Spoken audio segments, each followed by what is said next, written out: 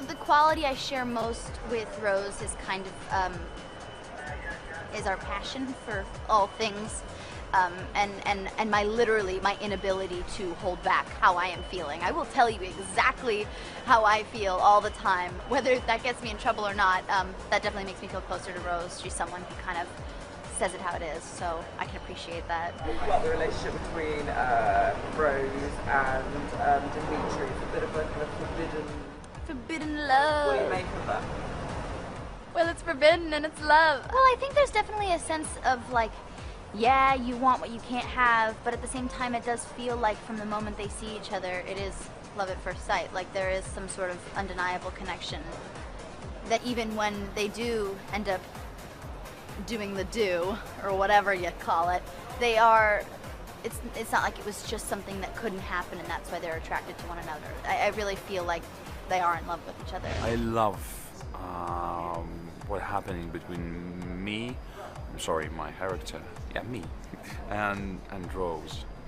I would say it's a very special, very unique relationship, and I love it. It's sort of love tension between me and Rose. I think it's gonna be very interesting for you. How much of a romantic are you, and what do you find romantic? Okay. I think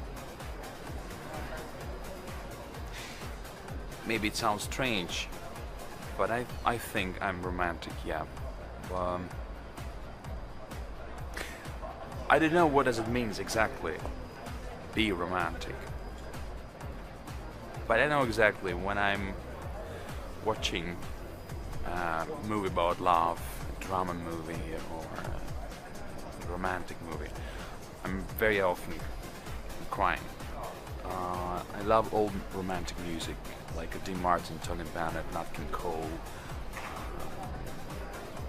romantic books. Personality-wise, how alike are you to your character in the film? Sensitivity-wise, exactly the same. Lissa is really, really sensitive and I am ridiculously sensitive as well, so that's something that we have completely in common. Yeah, a lot of people say that I am a lot like Lissa, which is sometimes I'm like, oh, it's good, and it's also but and I also feel like as the filming goes on, I'm becoming more and more like her, like, you know, because I spend, say, 12 hours a day being her. So then it's difficult to kind of get rid of that at the end of the day. The film, I feel, it's got amazing romance stories in it, but I feel like the key relationship is the friendship between Lissa and Rose, and I think that's one of the things that especially young girls will love, because when you're a teenager, your friendships always feel like the most important thing you have, and so yeah, I think that that's a really key element to the film. How alike am I to Natalie? Not very much alike to Natalie. Natalie's really geeky and no one really likes her, and she doesn't have a lot of friends, and she knows like a lot of gossip around the school, so she's kind of just like very spastic and stuff, which I'm spastic but in a very different way. I'm very sociable, and I love being around people and making new friends and stuff, so I'm not very much like Natalie, but it's a lot of fun to play someone so different than I am. I think Vampire Academy is different from other vampire things like Twilight and things like that, because I don't know, it has this sexy edge to it, and Zoe, who's playing Rose, is such an amazing actress that she just like really pulls you in from the start. You really are invested in her, as well as Lucy, who's playing Lissa. So I don't know, I hope people like it, and I don't really want to compare it to Twilight.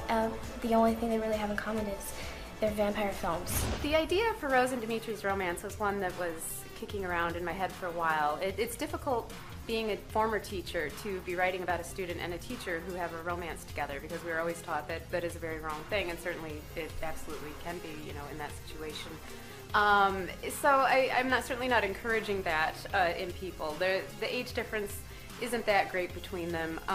Mainly, you know, what the romance's big point is to just it's about love that has to challenge society's ideas. That's what they're facing, and that's what it comes down to. You know, she's almost an adult, but she's not quite there, and her feelings are strong, but everyone says that doesn't matter, and how do you deal with that? And that's what kind of forms the central heart of the conflict. People have often asked me, what surprised you most about the script? And what surprises me the most is how true it is to the book. I came in fully expecting, okay, we're going to slash and cut and change all kinds of things from the book to the script. And Daniel Waters did just an amazing job. He's got all the main parts of the book, all the main beats are there, all the parts from the characters we love. He's got all of those.